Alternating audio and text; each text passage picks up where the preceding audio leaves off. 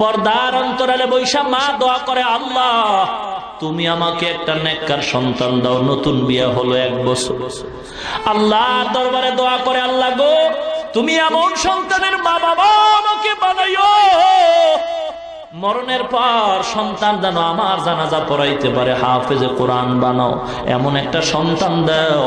মহিলার দোয়া আমার মাওলা কবুল কইরা নিছে, এমন ভাবে কবুল করছে, মহিলার গর্ভে আল্লাহ একটা বাচ্চা দান করেছেন, নেককার সন্তান। আল্লাহর কাছে চাইতে হয়।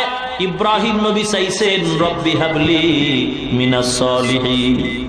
ও মুসলমান ভাই, যারা বিবাহ করেন নাই, অনুরোধ করি আল্লাহর দরবারে নেককার বিবির জন্য দোয়া করেন। আর নেককার বিবি যদি আল্লাহ দান করেন, তার গর্ভেই নেককার সন্তান পাওয়া যাবে। এ মা বোনেরা, আপনারা তো আলেমদের মা, হাফেজে কোরআনের মা, আব্দুল কাদের জিলানীর মা, শাহ ওলিউল্লাহ মুহাদ্দিসে দেহলভির মা, বাইজিদ বুস্তামির মা। ও পর্দার অন্তরালের মা গো, আল্লাহর কাছে দোয়া করো গো। কত মানুষ আইসা কান্নাকাটি করে, 10 বছর বিয়া করলাম, একটা সন্তান পাইলাম না। মুসলমান গো ভাই, মাজারে যাও, সন্তান পাইবা। কি গো, এ মাজারওয়ালা যদি সন্তান দিতে পারত গো, বাংলার জমিনে কোনো হিজলা থাকতো না। আমি বলবো বাবা, মাজারে চাও কেন? আল্লাহর দেওয়ার ক্ষমতা নাই? আছে নাকি দুর্বল হয়ে গেছে? যারা আল্লাহর কাছে না চাইয়া অন্যের কাছে চায়, কবরে চায়, মাজারে চায়, তাদেরকে আমি বলতে চাই, তুমি মাজারে চাও কেন?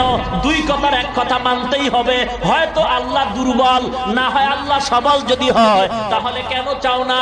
আল্লাহরে পছন্দ হয় না, 2টার একটা। হয়তো আল্লাহ দিতে পারে না, যে কারণে মাজারে চাও। আর যদি বলো না পারে, তো চাও না কেন আল্লাহর কাছে? মাজারে চাও কেন? আল্লাহকে তোমার পছন্দ হয় নাই নাকি বলে? মহিলা দোয়া করছে, আল্লাহ নেককার সন্তান তুমি আমার গর্ভে দিও গো। আল্লাহ পাক রব্বুল আলামিনের দরবারে দোয়া কবুল হয়ে গেছে। আল্লাহ পাক একটা নেককার সন্তান গর্ভে দান করেছেন। সন্তানটা মা দোয়া করতেছে, গর্ভে রাইখা দোয়া কর, আল্লাহ তুমি আমার সন্তানটারে হায়াত দাও, বাঁচায় দাও, আলেম বানাবো। কিয়ামতের ময়দানে আমি আলেমের মা হইয়া আল্লাহর দরবারে পরিচয় দিব। সন্তান দুনিয়াতে আসার সময় হয়ে গেল। আল্লাহর কুদরতি পরীক্ষা, গরিবের উপরে পরীক্ষা গো। ইমানদার যত ভালো, পরীক্ষা তার কঠিন। গরিবের সন্তান মহিলা, গরিবের ঘরে আছে, সন্তান দুনিয়াতে আসা হয়ে গেল, কিন্তু আসার আগে আগে তার আব্বা দুনিয়া থেকে বিদায় হয়ে গেছে। এতিম সন্তান, মা সন্তান কোলে নিয়ে কাঁদে, আল্লাহ তুমি আমার আশাটা কি পূরণ করবা না? আমার মনে বড় আশা, আমি একজন আলেমের মা হয়ে কবরে যাব। কত আলেমের বয়ান শুইনা মনটারে মানাইতে পারি না গো। এ জামালপুরের মুসলমান, আমিও তো একটা মায়ের গর্ভের সন্তান। আমার মা কত ধন্য মা। বয়ানে আসার আগেও মায়ের কাছে দোয়া চাইছি গো মা। সারা বাংলাদেশের মানুষ জামালপুরের ওয়াজ শুনতেছে, মাগো মা আজকেই তো সেই স্টেজে বয়ান করতে আসছি গো মা, দোয়া চাই। মা দোয়া করছেন বাবা। আমি বলি মা, আপনাদের মতো মা বড় ধন্য মা, সারা দুনিয়ার মানুষ সম্মান করে গো মা। একটু দোয়া করবেন, আল্লাহ যেন ইখলাস অন্তরে রাখে, অহংকার যেন অন্তরে ঢুকানোর সুযোগ না পায়। এ জামালপুরের মা বোনেরা গো, মাইকের আওয়াজ কি চায় না? বিন্দু বাবাজিরা গো, মনটা কি চায় না তুমি একজন আলেমের বাবা হইবা, হাফেজে কোরআনের বাবা হইবা? রমজান মাসে তোমার সন্তান হাজার হাজার মানুষকে তারাবি পড়াইবে, খতমে তারাবি। ওই মহিলা দোয়া করে, আল্লাহ তুমি আমার সন্তান যাও দিছো, ওর বাবা নিয়ে গেছো, এখন আমি কেমন করে সন্তানটারে আলেম বানাবো? কপাল পুড়ে গেছে, টাকা নাই পয়সা নাই, কেমনে সন্তান আলেম হবে? মা গরিব, টাকা নাই পয়সা নাই, অন্যের বাড়ি কাজ করিয়া মা কিছু টাকা পাইয়া পেট বাঁচায়, সন্তানেরও বাঁচায়। আস্তে আস্তে সন্তান যখন বড় হয়, সন্তান বুঝের হয়ে গেছে, কথা বলতে পারে, লেখাপড়ার সময় অতিক্রম হতে চলছে। সন্তানের হাত ধইরা কয়, মা আমার বুক ভরা আশা আমার পূরণ হয় নাই গো সন্তান।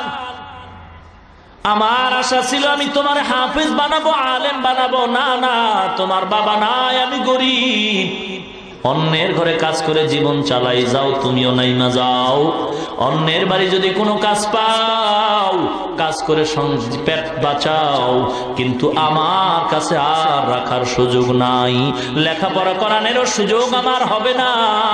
সন্তান মায়ের থেকে চলছে, গ্রামে হাঁটতেছে, এক বড় লোক সন্তানের চেহারার দিকে তাকায়, বড় মায়া লাগছে। আয় বাবা আয়, কই যাও? বলে আমি গরিবের সন্তান, আমি কাজ তালাশ করি। কয় আমার বাড়ি থাকবি, আমার বাড়ি কাজ করবি, আর আমার কিছু গরু আছে দেখাশোনা করবি, তোর খানা বেতন কাপড় যা দরকার আমি সব ব্যবস্থা করে দিব। এতিম সন্তান ওই বাড়ির গরুর রাখাল হয়। বলবো ঘটনাটা বলবো? কাঁদাও না, গরিবের হক মাইরা বড় লোক হইছো, সাবধান সাবধান।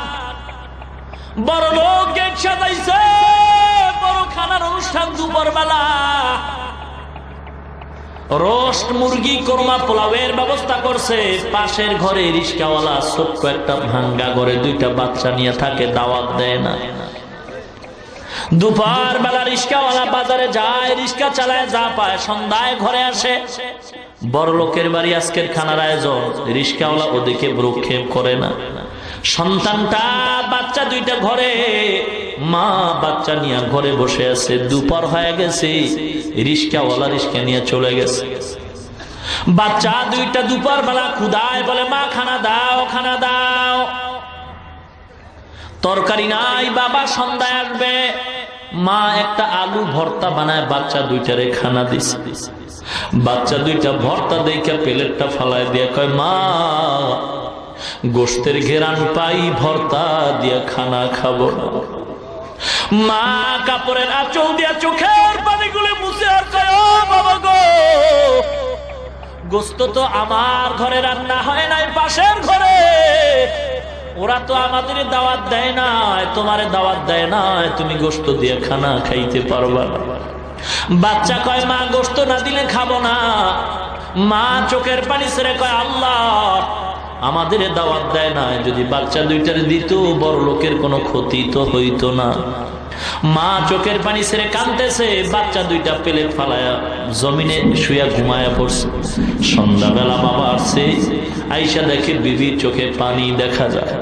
ডাক দিয়া কয়, বিবি তোমার চোখে পানি কেন? বিবি বিবি ডাক দিয়া কয়, স্বামী আমার, আপনার ঘরে আমি টাকা দেখে আসি নাই, বাড়ি গাড়ি দেখে আসি নাই, আমিও গরিব, আপনি গরিব, আপনার ঘরে কষ্ট হবে এটা তো মনে করে আসছি, কিন্তু দুঃখ স্বামী গো, আপনার ঘরে আমার কষ্ট হবে আমি জানি, কিন্তু আজকের মতো কষ্ট জীবনে আর পাই নাই।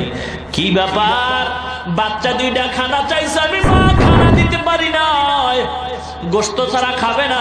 পাশের ঘরে বড় লোক গোশতের অনুষ্ঠান করে, দাওয়াত দেয় না। বাবার আওয়াজ পেয়ে বাচ্চা দুইটা সজাগ হয়ে বাবার গলা জড়ায় খায়, বাবা গো, মা বলছে তুমি নাকি গোশত দিবা, গোশত দাও, খানা খাই নাই। বাবা গামছা দিয়া চোখের পানি মুছে বাচ্চা দুইটারে কোলে জড়ায় খায়, আল্লাহর দরবারে যদি কবুল হয় গোশত আজ নয় কাল খাবারে বাবা। বড় লোক আমগো দাওয়াত দেয় না, ওদিকে কর্ণপাত করিও না। বিবির কয়, দরজা আটকায় দাও, জানালা আটকায় দাও। স্বামী আর স্ত্রী মাওলার দরবারে কান্দে আর কয়, আল্লাহ গো, তোমার কি একটু মায়া হয় না রে? এই বড় লোক কত বড় অনুষ্ঠান করে, আমরা গরিব, আমাদের একটু ডাক দিল না, দাওয়াত দিল না গো আল্লাহ, তোমার হাতে ফয়সালা। আমার চোখের সামনে আমার সন্তান রে, তুমি আর কাঁদায় না রে বাবা। গরিব কাঁদতে কাঁদতে গরু নিয়ে রওনা হয়। ইমাম সাহেব নামাজ পড়ে দেখে সন্তানের চোখে পানি, বাবা দাঁড়াও। দাঁড়ানো যাবে না, মালিকের গরু দিয়ে আসি তারপরে কথা। মালিকের ঘরে গরু দিয়া ইমাম সাহেবের সামনে দাঁড়ায়। ইমাম সাহেব বলে, বাবা তোমার বাড়ি কই, কি তোমার নাম, কি করো? বলে, আমি তো গরিব, আমার মা গরিব, আমি এই বাড়ির রাখাল, গরু রাখতেছি। কি তোমার নাম? সন্তান বলে, আমার নাম হলো ইমামউদ্দিন। কি নাম? ইমাম সাহেব। চমকে উঠে গেল, ইমামউদ্দিন অর্থ কি জানো? সন্তান চোখের পানি ছেড়ে কান্দে আর কয়, ইমাম সাহেব কি দুঃখ, এই অর্থটা জানাবার জন্যই তো মা কত দোয়া করছে। আমারে মাদ্রাসায় পড়াবে, যদি মাদ্রাসায় পড়তাম আমি তো জানতে পারতাম ইমামউদ্দিন নামের অর্থ কি। কিন্তু আমি দুনিয়াতে আসার আগেই নাকি বাবাই বিদায় হয়ে গেছে। আমার মা গরিব, অন্যের ঘরে কাজ করে পেট বাঁচা, আমিও কাজ করি, লেখাপড়ার সুযোগ নেই, টাকা নাই, পয়সা নাই। ইমাম ডাক দিয়া কয়, বাবা ইমামউদ্দিন নামের অর্থ ধর্মের ইমাম, দ্বীনের ইমাম, তুমি গরুর ইমামতি বাদ দাও। বলে টাকা নাই। ইমাম ডাক দিয়া কয়, বাবা আয় আয়, বর্তমানে মাদ্রাসা যদিও কম, তবে আমি ঠিকানা দিয়ে দেই, যদি আলেম হইতে চাও, আল্লাহকে পাইতে চাও, টাকা লাগে না, পয়সা লাগে না। মা যদি দোয়া কইরা দেয়, মায়ের দোয়ায় বিনা টাকায় আলেম হতে পারবা। কেমনে পারবো? ইমাম সাহেব ডাক দিয়া কয়, বাবা ঠিকানা দিয়া দিলাম, যাও তোমার মায়ের থেকে দোয়া নিয়ে যাও। ঠিকানা দিয়া দিলাম, ভারতে সাহারানপুর জায়গায় একটা মাদ্রাসা আছে, কওমিয়া মাদ্রাসা। মায়ের দোয়া নিয়ে যাও, স্টিমার পাড়ি দিয়া, নদী পাড়ি দিয়া যাও, ভারতের সাহারানপুরে মাদ্রাসায় লেখাপড়া করে তুমি একজন আলেম হয়ে যাইবা। টাকা লাগবে না, পয়সা লাগবে না, শুধু তোমার মা যদি দোয়া করে আল্লাহ সব ব্যবস্থাই করে দিবে। সন্তান ঠিকানা নিয়ে মায়ের কাছে গিয়া কান্দে আর কয়, মা শুকর আদায় করো গো মা, তোমার মনের আশা বোধহয় পূরণ হওয়ার সুসংবাদ পাইতেছি। ইমাম সাহেব দোয়া করছে, তুমিও দোয়া করে দাও, আমি এখন মাদ্রাসায় যাব ভারতের সাহারানপুরে আলেম হওয়ার জন্য। মা কয়, টাকা নাই। ইমামউদ্দিন বলে, আমার টাকা লাগবে না, আলেম হইতে নাকি টাকা লাগে না? হাফেজ কোরআন হতে মাদ্রাসায় পড়তে টাকা লাগে না গো মা, যদি আপনি দোয়া করেন আপনার দোয়ায় আল্লাহ কবুল করে নেবে। মা মনের আবেগে ইমামউদ্দিনকে গোসল করায় সুন্দরভাবে সাজায় পড়াইয়া, টাকা নাই কিন্তু মায়ের মনে মানে না, রাখা কিছু অল্প টাকা সন্তান ইমামউদ্দিনের হাতে দিয়া মা দোয়া করে পাঠায় দিল। ইমামউদ্দিন হাইটা যায়, আমার আল্লাহ পাক রাস্তা আসান করে দিয়েছে। মা ঘরের মধ্যে যায় নামাজ বিছাইয়া আল্লাহর দরবারে দোয়া করে, আল্লাহ গো আমার সন্তান ইমামউদ্দিনকে পাঠায় দিলাম, আল্লাহ তুমি আলেম বানায়া আমার কোলে ফিরায়া দাও। মায়ের দোয়াটা আল্লাহ কবুল করেছেন, কারণ মা যখন দোয়া করে দেয় বিদ্যুতের চেয়ে আরো দ্রুতগামীতে মায়ের দোয়া কবুল হয়ে যায়। মায়ে যখন দোয়া করে চলে যায় ওই আরশ পরে, সাথে সাথে কবুল হয় ফল দেখিতে পাও। মায়ের দোয়া লও হে মুমিন, মায়ের দোয়া লও, মায়ের দোয়া লও হে মুমিন, মায়ের দোয়া লও। বিপদে পড়বে না তুমি যখন যেথায় যাও, বিপদে পড়বে না তুমি যখন যেথায় যাও। মায়ের দোয়া লও হে মুমিন, মায়ের দোয়া লও। নিজে নিজে মনে করো টাকায় আমি হইলাম বড়, যার কারণে মৃত্যু মুখে বেঈমান হয়ে যাও। মায়ের দোয়া লও হে মুমিন, মায়ের দোয়া লও। যাহা কিছু হও না কেন কিছুই না মায়ের দোয়া বিনে, বাস্তবে না বুঝা মনে কইরো না যে ফাও।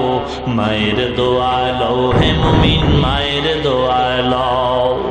একটি গেলাস পানির ফলে বাইজিদের কোলে তুলে, হাত তুলে মা বলে বাইজিদকে ওলি বানাও। মায়ের দোয়া লও হে মুমিন, মায়ের দোয়া লও। যার কারণে বাইজিদেরই নাম ছড়িয়েছে বিশ্বভুবন। শিশু বাইজিদেরই মতো সবাই হও, ছোট্ট শিশু বাইজিদেরই মতো সবাই হও। মায়ের দোয়া লও হে মুমিন, মায়ের দোয়া লও। মায়ের দোয়া লও হে মুমিন, মায়ের দোয়া লও। বিপদে পড়বে না তুমি যখন যেথায় যাও, মায়ের দোয়া লও হে মুমিন, মায়ের দোয়া লও। খারাপ লাগে?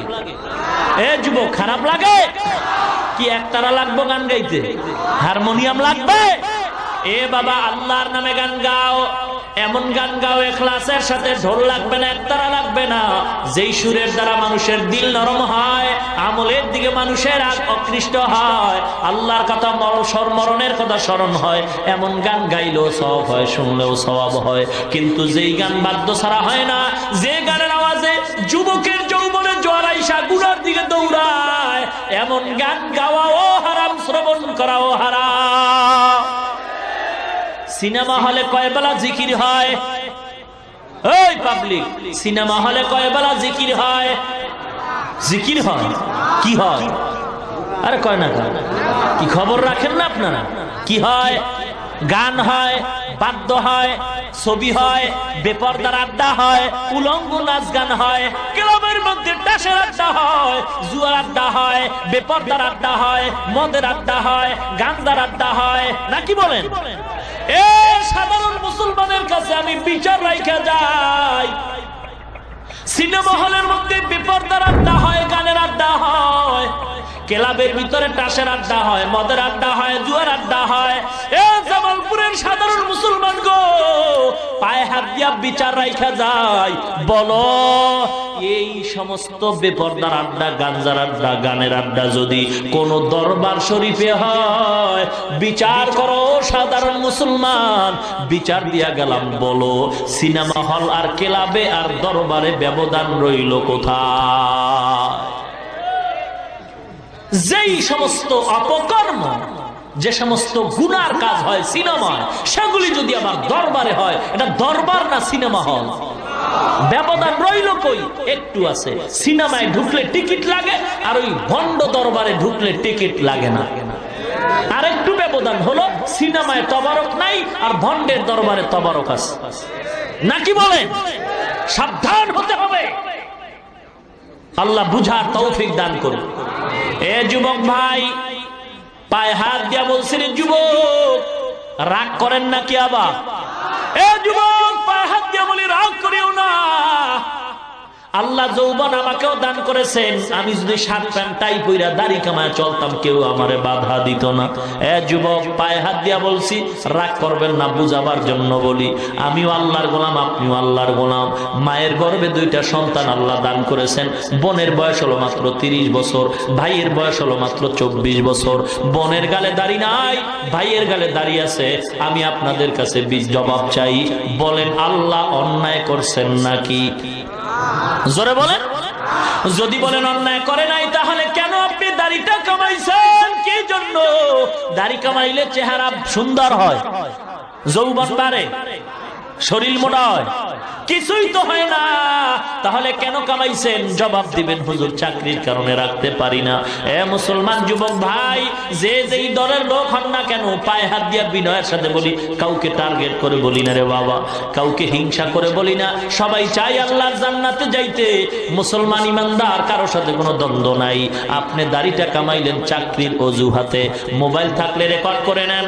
আপনার কাছে আমার প্রশ্ন, আপনার মতো যুবক দাড়িওয়ালা র্যাবের চাকরি করে, পুলিশের চাকরি করে, আর্মি বিডিআরের চাকরি করে, উকিল, ব্যারিস্টার, বিচারপতি, magistrate, OC, DC, SP, IG, আপনার মতো যুবক দাড়িওয়ালা আছে না নাই? সত্য বলুন, মিথ্যার দরকার নাই। আছে না নাই? শুধু দাড়িওয়ালা কেন, র্যাব, আর্মি, বিডিআরের ভিতরে বহু কোরআনে হাফেজও আছে, ঠিক কিনা বলেন? আপনি বালিশের সাথে